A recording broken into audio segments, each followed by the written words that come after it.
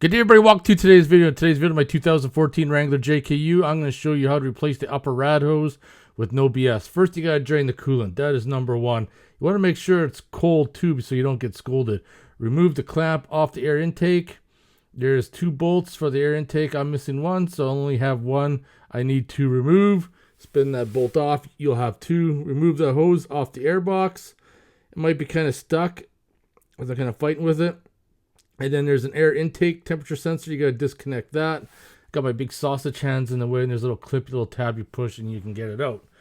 Once all that's disconnected, you can remove the air intake and get it all the way, and that will give you access to the radiator hose.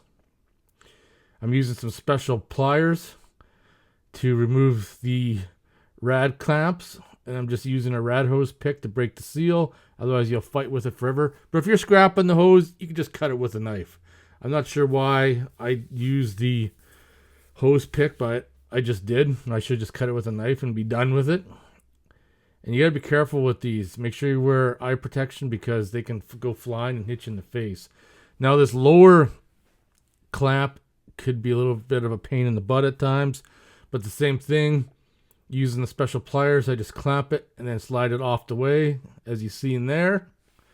Use my hose pick, but like I said before, if you're replacing it, just cut it with a knife. It's just easier. And then I'm just working it free right now. Got to be careful because lots of stuff you can catch your knuckles on if it breaks free. Pull the old hose out. I like to assemble the new hoses with grease. Makes it go on easier, less of a fight. Just put it on the inside like I showed with your finger. And now I am ripping the sticker off because it's going to be in the way of the clamp. I don't think it's really going to matter, but I'm just pulling it off anyway. So I'm going to stick the bottom hose in place. And then I'm going to do the upper rad hose, squeezing the special clamps to open up the clamp wide enough that I can get it over top of the hose. And once I do, as you can see right there, I'm going to slide it on the upper rad neck and slide her into place as far up as I could possibly get it.